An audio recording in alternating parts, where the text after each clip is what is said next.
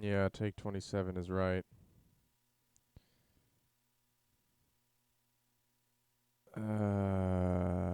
It's still laggy, isn't it? Well, this is about the sound, not the visual. Okay.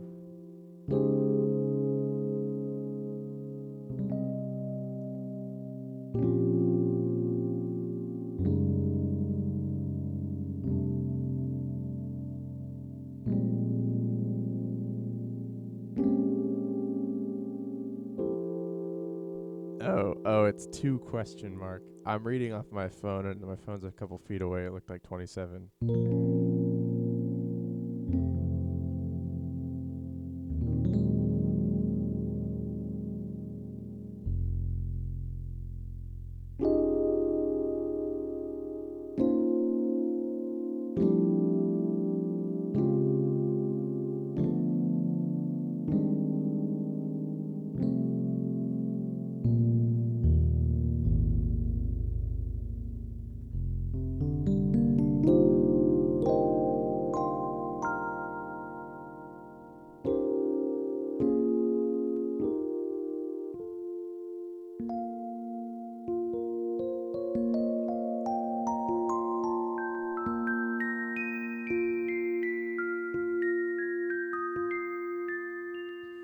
Anyway, hello to my friends. Oip. You still haven't told me how to pronounce it, so I'm just gonna keep saying Oip. And Jason Fieler.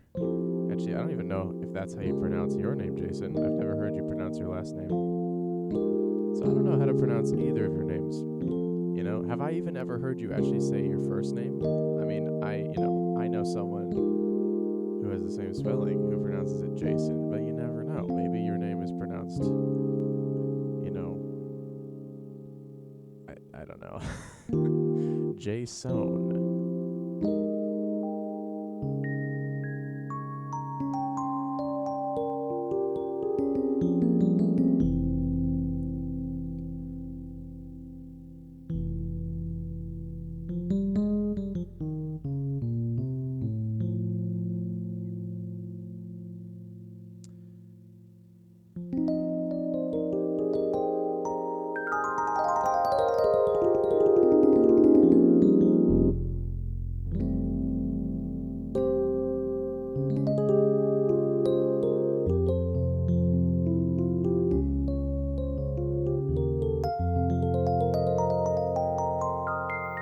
Welcome to everybody who's tuning in right now.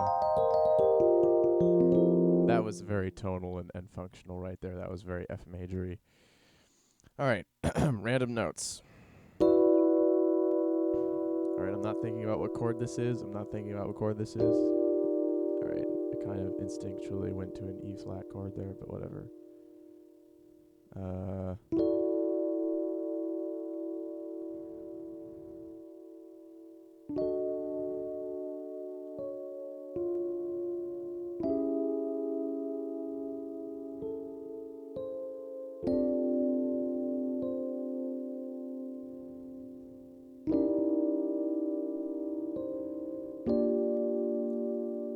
Okay, that was something. That was something. I don't know what most of the chords in there are. That's good. See, this is how you come full circle. Or yeah, this is probably like the first circle, and then there's 7 more, right? But like, it feels full circle, where it's like you start learning music theory, not knowing what chords you're playing, and then you end up trying to not know what chords you're playing.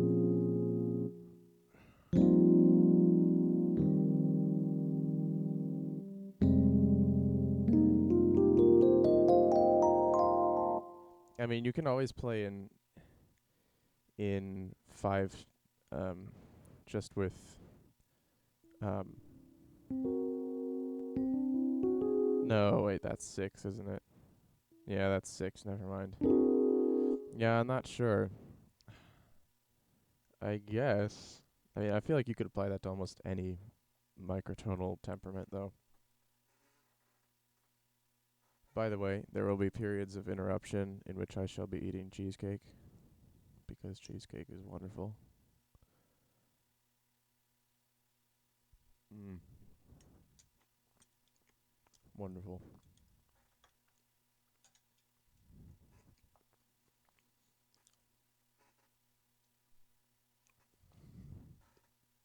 Some ASMR in there.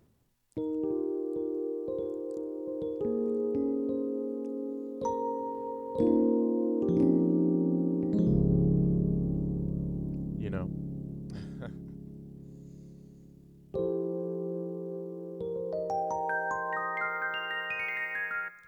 What's annoying is that I've done this before. I've streamed this same exact kind of thing before, and it wasn't laggy that time. So this is why it's very annoying to me that this is happening.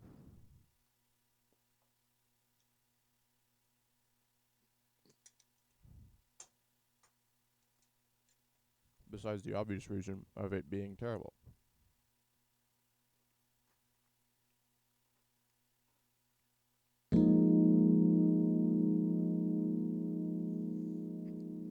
Mm-hmm. Mm-hmm. That's a little trick from the Moon River stream right there. Taking this note and splitting it into the notes on either side. So we go. Turns into. Oh no. Yeah, okay, we're good.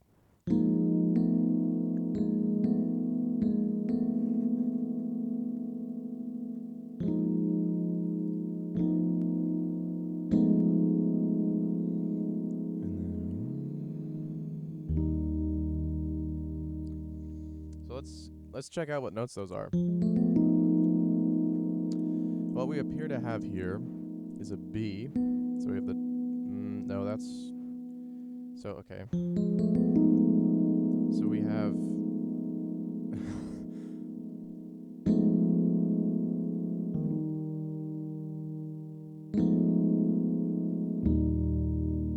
I mean, that's a pretty satisfying resolution there. I'm just trying to figure out, is there a way that we can think of this functionally, even though it, was created non-functionally? I mean, that seems like it could have come off of a B-flat dominant chord. Right, so we have those two notes, which are the 5th and 7th of a B-flat 7, which obviously, B-flat 7 is the 5 of E-flat, so that makes sense. But then we have these, which don't make as much sense. Before it was this. Before it was literally just a B-flat sus, basically, a B-flat 7 sus. But taking this and turning into that makes it more interesting and less sensical, but also nicer. I mean, I don't know.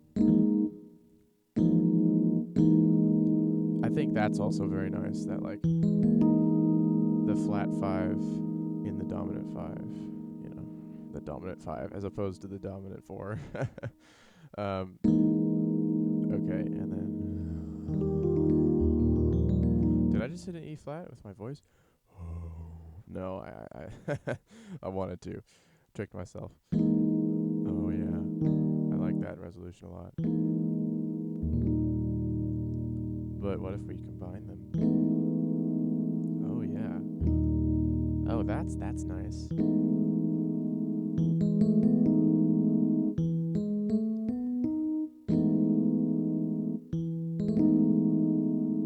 What if we go like to the F? What if we go to the F sharp?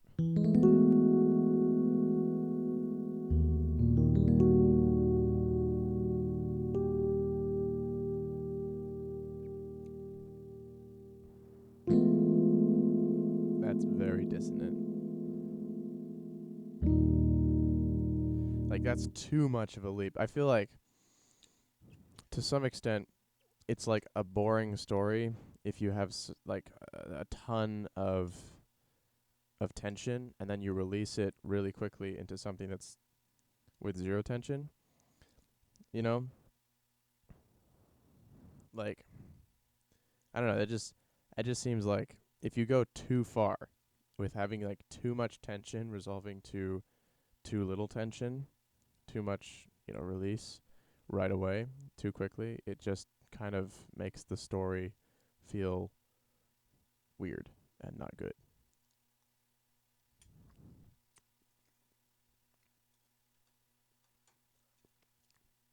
You know? 'Cause like there is so much dissonance there. We've got this, we've got this, we've got this. We've got so many different. I mean, we've got all three of the three most dissonant intervals. We've got a minor second, a minor ninth, and a tritone. We've got all of those in there. We've got a fifth somewhere, and we've got a major third. We've got a second, and then but we've just got so many different like dissonant intervals in here. It's so dissonant, and then if we resolve to this, that's so consonant that it just doesn't feel good.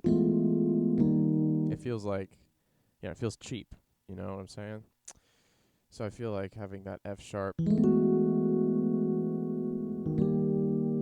feels like a lot better. Also, ending with a tiny bit of dissonance, a major ninth, for instance. Or I guess maybe call it a second, since I put it in the middle. But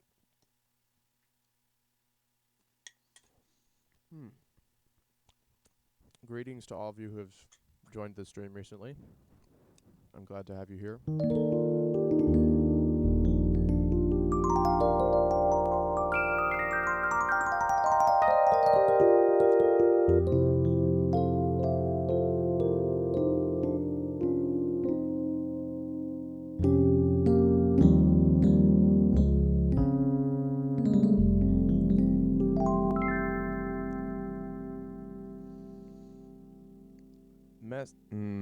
I don't know how to pronounce that. Messiaen scales. Messiaen scales are cool to mess with in terms of dissonant harmony.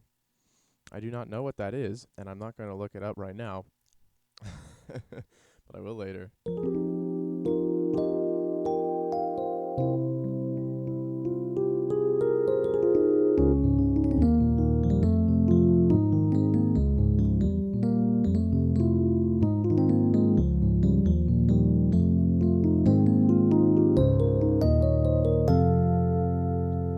This is beyond my knowledge, so I'm just listening. Yeah, just listening is nice. And as has been stated many times, it's one of the appeals for a lot of musicians of Jacob Collier, because we just don't know what the fuck is going on. And so it's really cool to have that feeling. But if you want to know what's going on, basically the idea, I'm not playing non-functional harmony right now, but the idea is that you have just some dissonance, and it doesn't, like, you don't really think of a chord as having a name. You just think of, like, here's some notes and they are dissonant. Okay, that's a very dissonant thing. That's a cluster, right? Let's take out a few notes maybe. So you have this thing, right? This is kind of dissonant. I didn't really think about this as being a chord. I just played a bunch of notes and I'm like, okay, here's some dissonant notes. Now what I'm going to do is try and use smooth voice leading to go from this to something that's consonant. And so smooth voice leading is basically meaning that each of these voices is going to move by either a half step or a whole step. And so an easy place to go from here is probably to an E flat, right? So this note goes down, this note goes down, this note goes up, and this note stays where it is, and then we go from here to here. And what that creates is basically a harmonic progression that goes from tension to resolution in a somewhat satisfying way, because the voice leading makes it kind of make sense. And then the fact that you go from something dissonant to consonant makes it go from tension to resolution, and that makes somewhat compelling harmony. And of course, you want to try lots of things and refine it. I'm not going to just do this and then, say, okay, there's my lick, now I'm going to write a symphony. But that's the basic idea that I'm going for here. Whoa, more chats.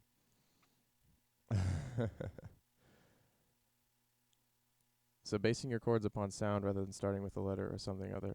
Yeah, pretty much. yeah, just basing it on sound and voice leading. Okay, that's interesting. And then what I want to try though is not just going from a dissonant thing to a consonant thing, but from a very dissonant thing to a slightly less dissonant thing to a kind of dissonant thing to a slightly more dissonant thing and then to a consonant thing. You know what I'm saying? Like make it an actual arc instead of just point A, point B. Actually go somewhere on your adventure, you know what I'm saying? So we start here, this is very dissonant. And then we go here. This is not as dissonant, but it's still kind of dissonant. And then we go here. And then we go here. And then we go here.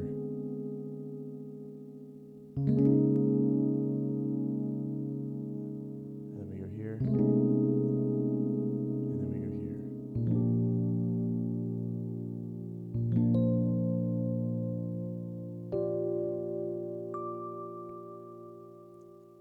That was something, you know. We're just trying things out. I'm not very like good at this yet. I haven't done it very much, so crumbs of cheesecake are flying around.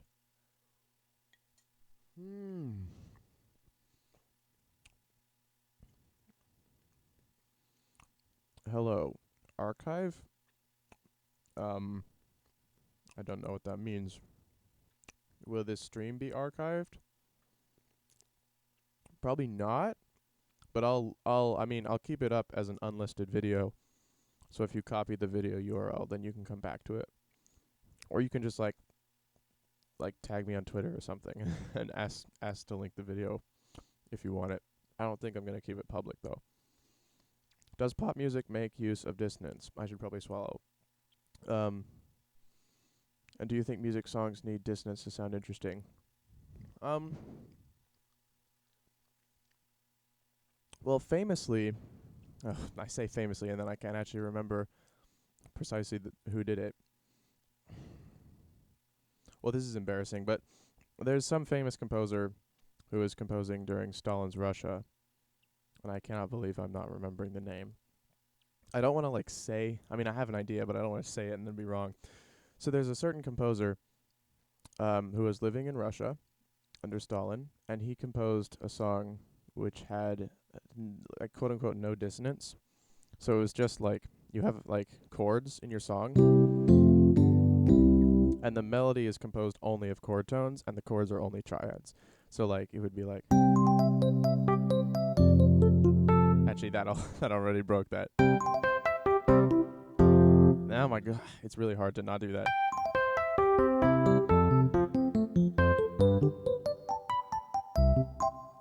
Something like that. I literally didn't even do it right there, but I tried. Anyway, the point is that you know, he made a song like that, and that song it's not like one of his great works, but it's good and it sounds good. So I don't think you need dissonance, but I think most of the time you need dissonance. You know what I'm saying? I think dissonance, you know, Rick Beato, I think, has a video where either the title or the thumbnail says dissonance equals, I'm pretty sure the thumbnail says dissonance equals emotion. And to some extent I agree with that, because when you want to tell a story, you don't want to just tell a story about people being happy continuously and then it ends, you know?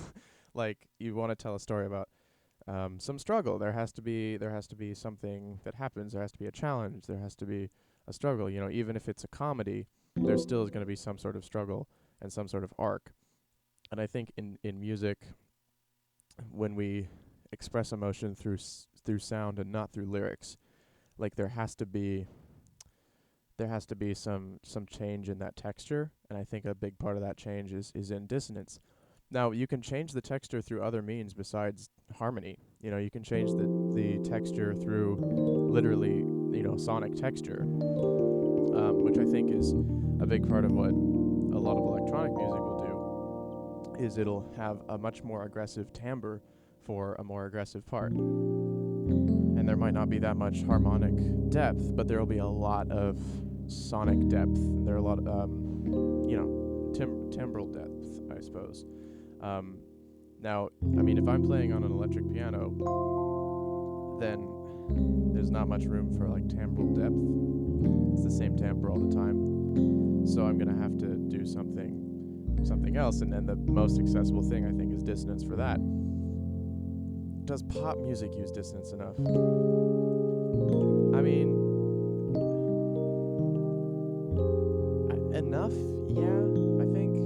Was that exactly what you asked? I'm not sure. Does pop music make use of dissonance? I mean, yeah, it makes use of dissonance. But just not a ton of dissonance. Most of the time, dissonance in pop music is not very striking, and if it is there, it's normally in, the melody and the chords being dissonant, rather than the chords being dissonant in themselves.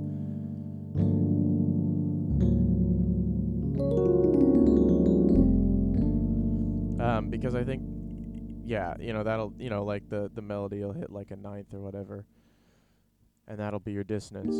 But I think pop music has lyrics most of the time, maybe all of the time. And when you have lyrics, there is less of a need for harmonic storytelling. I think if you combine harmonic storytelling with lyrical storytelling, you get an even more compelling result. But you don't really need, especially if it's pop music and you want it to be widely appealing, you don't need to have a lot of dissonance, even if you want to tell a pretty hard story. Also, I think because hip-hop is basically pop at this point, because it's the most listened to genre, in hip-hop there's almost no regard to harmony at all, and like as a harmony enthusiast and also as a hip-hop enthusiast, I feel comfortable saying that, because harmony is just not like the main point of hip-hop. Just as like I think in jazz generally, like, lyrics are not the point. Like if you have a jazz song that has lyrics, there you go. But most jazz doesn't have lyrics.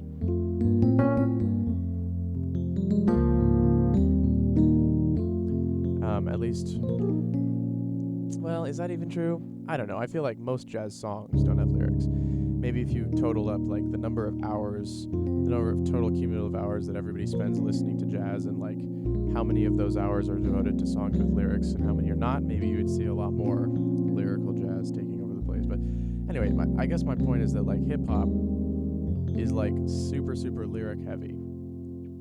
It's lyric heavy and it's rhythm heavy. And you don't really need harmony to tell a story there. Like Lock 4, my last hip hop track. The harmony there is like laughably simple. Like when I started making it, I was worried that like the harmony was too simple. But of course, by the end, it was like, this is a hip hop song. It doesn't need complicated harmony.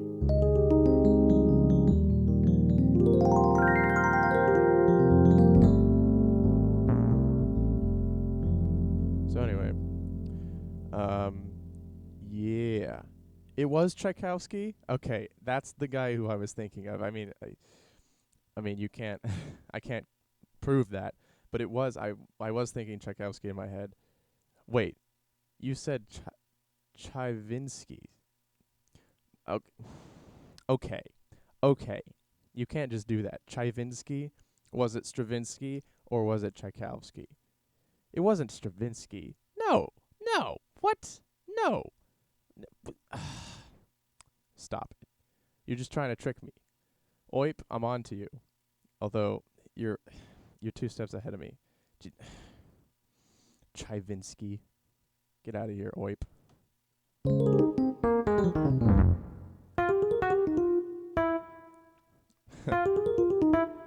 There.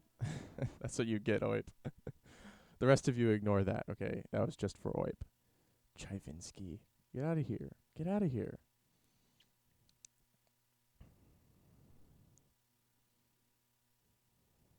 Anyway, okay. I assume it was Tchaikovsky, but you know what? Maybe it wasn't. Maybe it was just someone completely different. The channel A Song Scout has a video about it. It's like their most popular video. That's where I found out about it.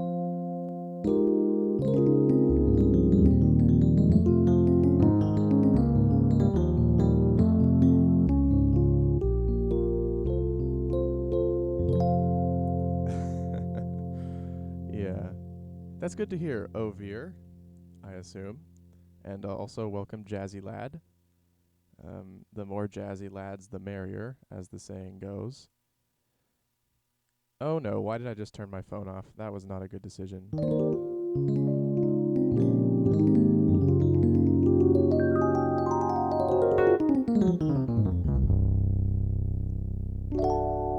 Okay, there's some Super Lydian for you as I reopen my phone. Oh, okay, that wasn't that bad.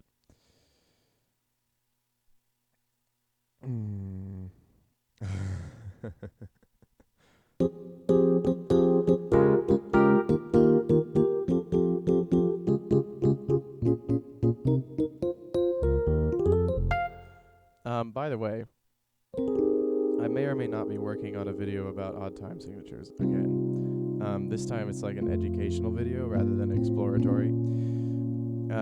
But if you have any other YouTube channels, like small YouTube channels like mine, that are like good with odd time signatures, then send that my way, please.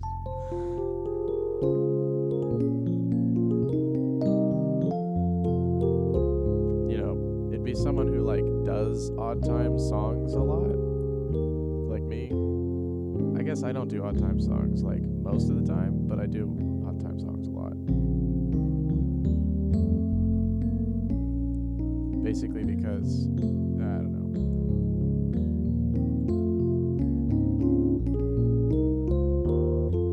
Alright, we've been doing functional harmony for too long because I've been talking about other things and I can't think about non-functional harmony while I'm talking about other things. So let's go back to doing some non-functional stuff. First, I'm going to eat my last piece of cheesecake.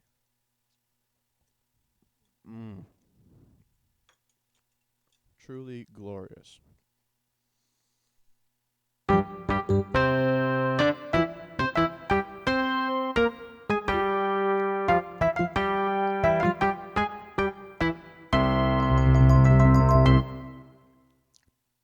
Yum.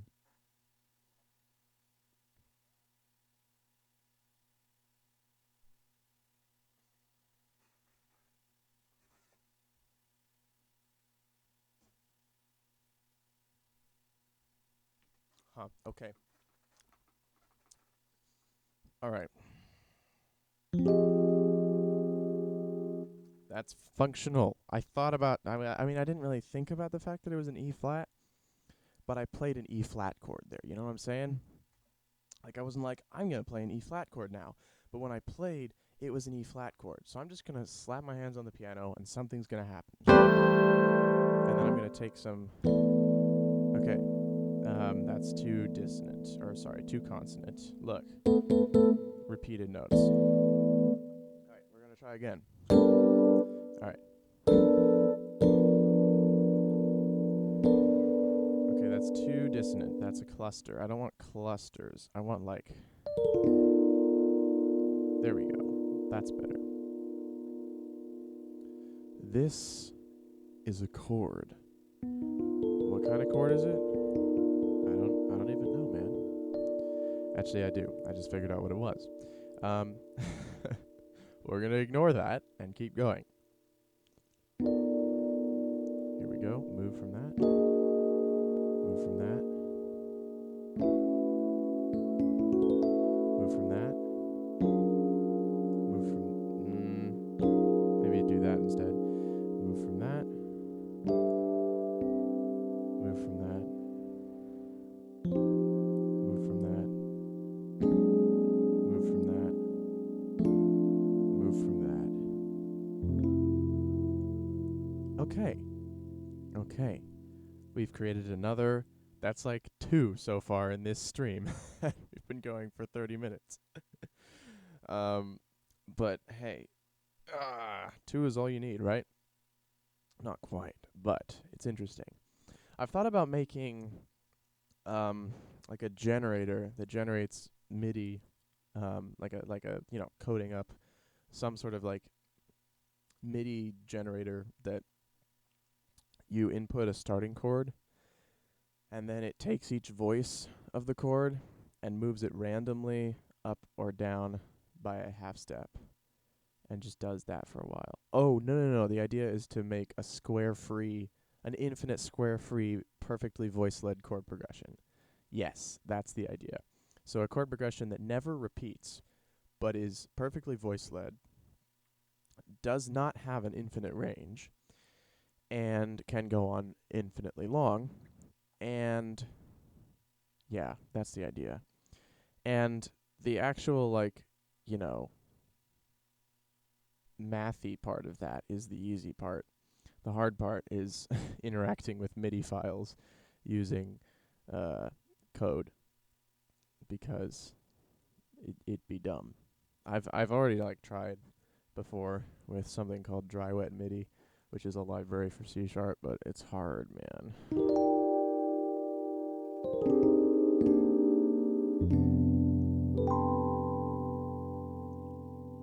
There is no more cheesecake left. This is very sad.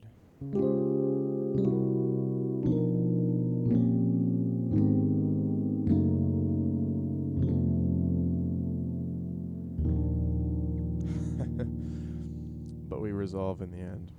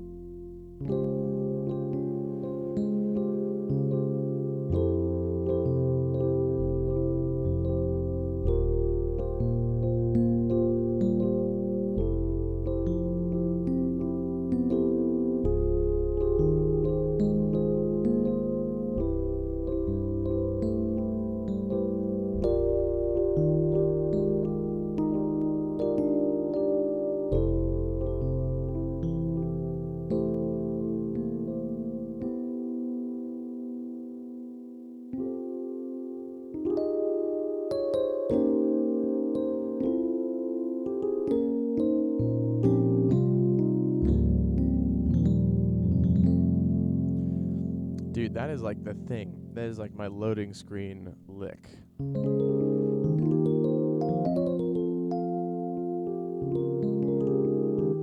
Yeah, that was 5 or 4. I'm sorry. The messages are gonna come to me 30 seconds after I do a thing, because there's a 30-second latency. It's not quite 30 seconds. It's 15 or 20, but my responses to you are not because I'm generally responding to you guys pretty much immediately when I see your chat come up, but because there's then a 20-second delay for my speech to go through, you hear it a lot later. Anyway, this that thing, that pickety third kind of thing, is my loading screen playing right now. Over the last few years, since I installed my keyboard under my desk. Well, it's not installed, it's just set up under my desk. Anyway, the point is whenever my computer is loading, just any slight idle time, there'll be something that I go to and play on my piano. In theory I'm just playing whatever on piano, but it'll tend to be a particular thing, a particular idea. And there'll be variations on it every time, but it'll be a particular idea, and that idea will last for a few weeks or something, and then I'll come up with something else. So for a long time, it was this thing.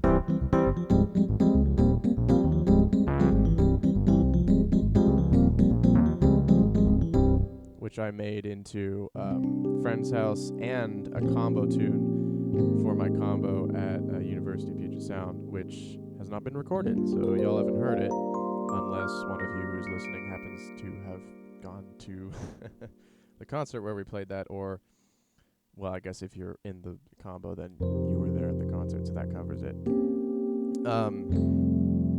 But anyway, that used to be it, but this is it, right now.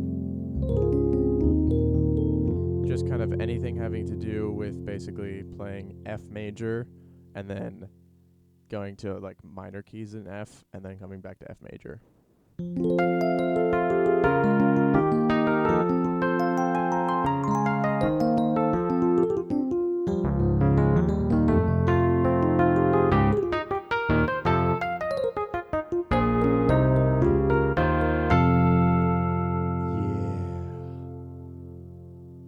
Hello, Lorenzo.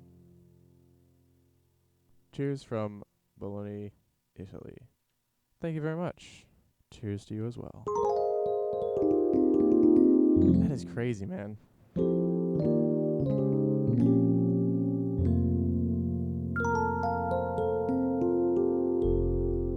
Yeah, that is crazy.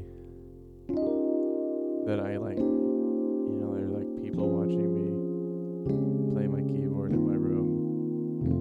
Well, I mean, they're watching the MIDI output of my playing keyboard in my room from the other side of the world. It's crazy, man.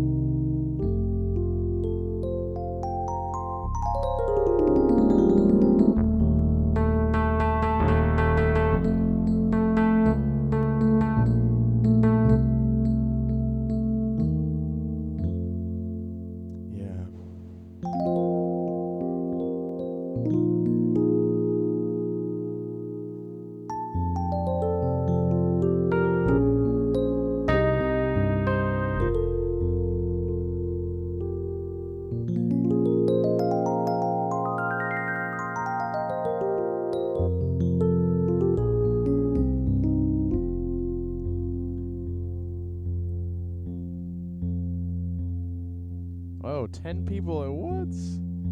I think the record on here is 11. So, we're about to break it. Actually, I think it was 13, technically. The most I've witnessed with my own eyeballs is 11. But at the end of the Tell Me a Time Signature, My Hair is Drying stream, which was a very fun stream, there were apparently 13 total concurrent viewers at one point.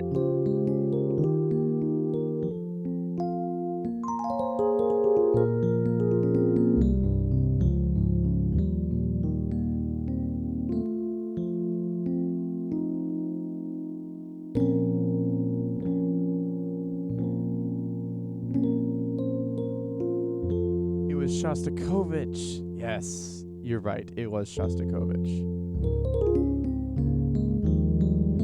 I remember that now. Yep, it was Shostakovich who made the No Dissonance. Was it a symphony? Oh, right. Perfect Harmony Sonata. Right.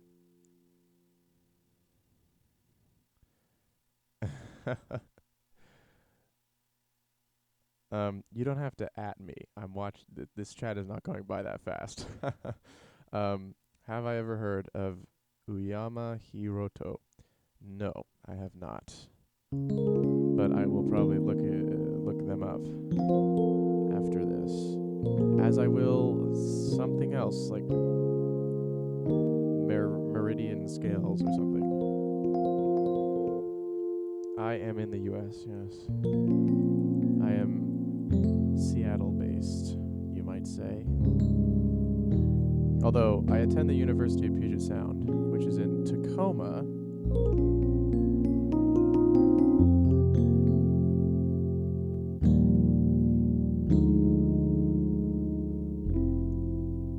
So, yeah. All right, let's do some more non-functional harmony. I really like this one. I really like that one. So you go from that,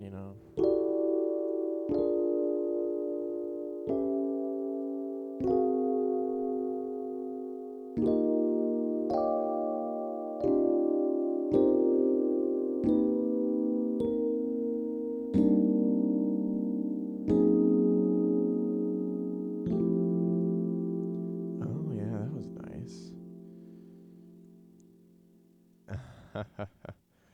I am going to probably take some things out of this.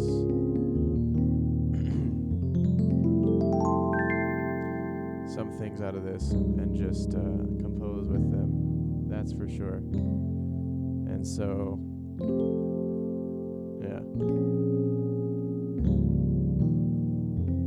But the irony is that even though this stream is titled, composing non-functional harmony, most of what I've played has been functional. Like all of this stuff.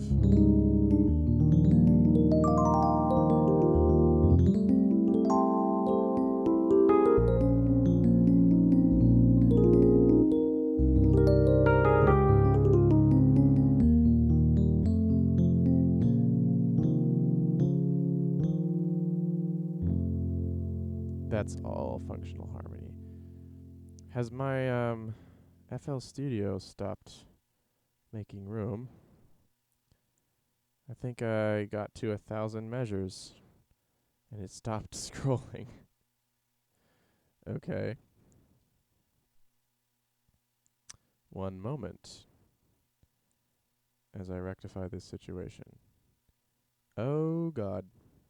Okay.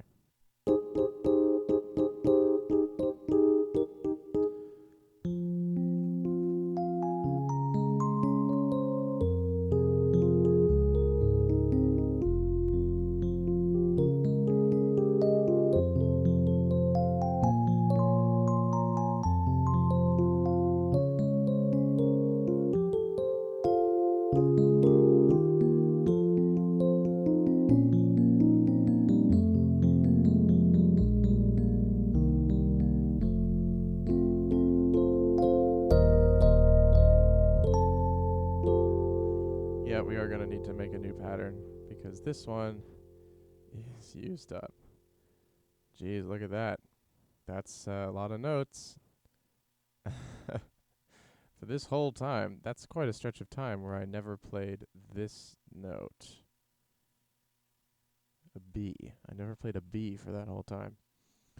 The B is being left out. All right. Yeah, new pattern.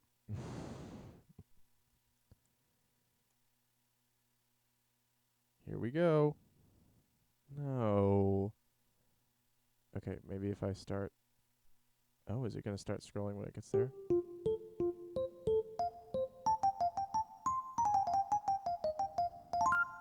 Oh, nice. There we go.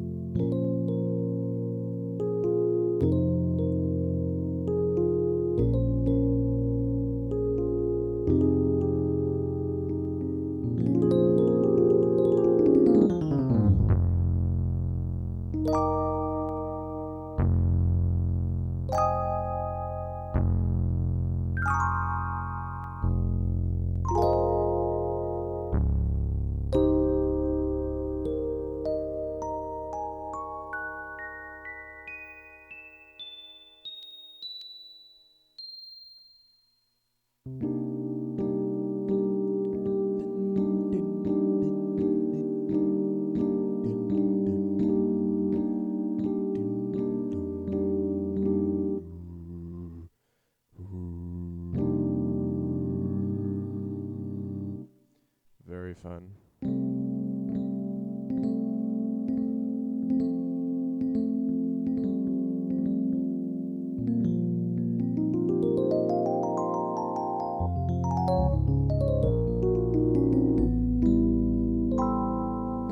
Yeah, I mean, okay, most of what I'm playing is not non-functional harmony. I've only played non-functional harmony like 3 times during this stream. For maybe a few minutes of total duration. But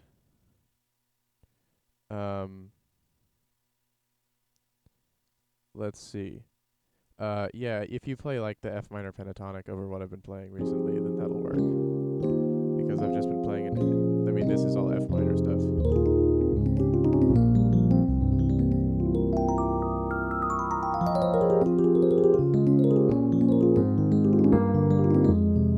I mean, that's all F minor stuff.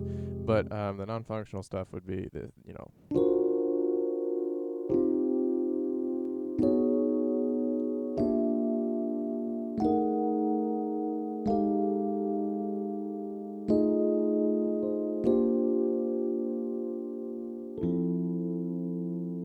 like that was a non-functional progression as far as I'm concerned, because while you probably could go through and assign chord symbols to each of those, that's not the point. The point is voice leading and going from dissonance to consonance. And so it's just a different way of thinking about harmony, which I think is enlightening. And it kind of, I talked about this towards the beginning of the stream, it kind of makes you come full circle in music theory and like chord writing. Because when you don't know any music theory and you're writing chords, you're just like playing chords and you don't know what they are. You don't know why they work. You're just playing them and that's it. And then you learn about functional harmony and you learn like, oh, this is a tonic, this is a dominant, this is subdominant, this is a, whatever. And then you can use that information to enhance your compositions and to be more specific when you write stuff, right? And then when it comes to non-functional harmony, which you could argue is like a higher level concept, although I don't know, it's more like a less common technique. Maybe it's a more obscure concept. I don't know if that means higher level, but if you want it to be that, then I guess sure. But it's just kind of a thing that you generally get into after you get into functional harmony, which I guess maybe is why you might call it a higher level thing, because you tend to learn it after. And so when you get to that, you're kind of full circle, and once again, you don't know what your chords are called, and you don't care what your chords are called, just like when you didn't know anything about music theory. So it's kind of this interesting dynamic, because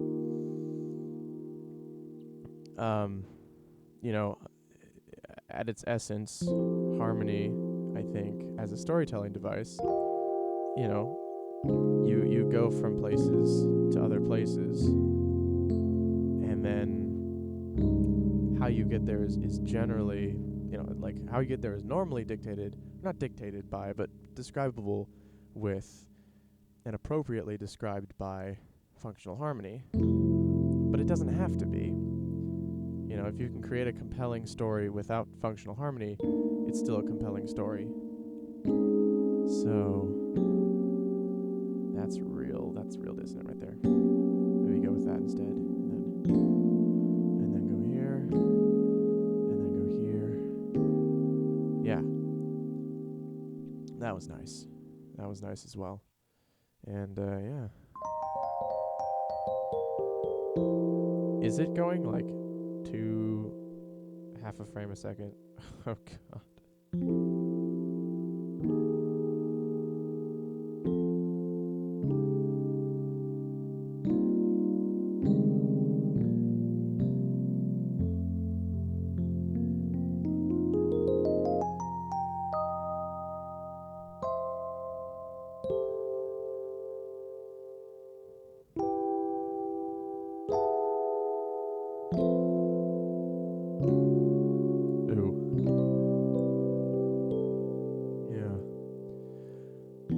I also find that I play differently in different keys.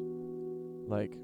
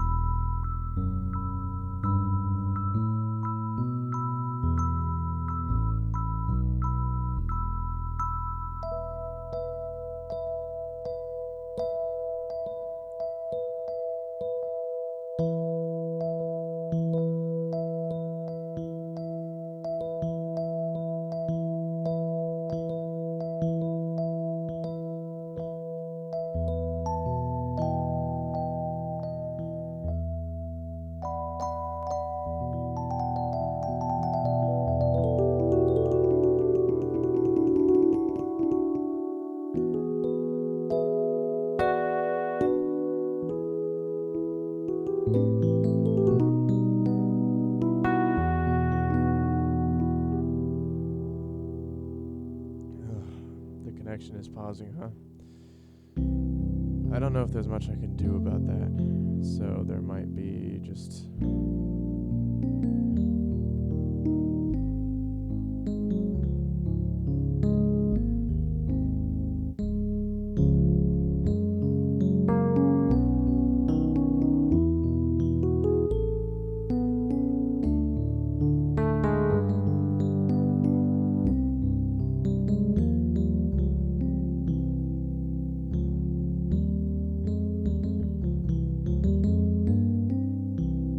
Okay, well, if the connection is pausing, then I think the stream is probably over. Unfortunately, there's not much I can do. I see that a lot of people have left, so yeah. Sorry, my computer is very weak. So, I appreciate you all being here, and yeah, let's see. Maybe if I stop recording for a second, it'll work again. Also, actually, I switched away from OBS on my computer, which might be a thing. But also, people are leaving, so um, so anyway, I didn't intend this to be a huge stream anyway, so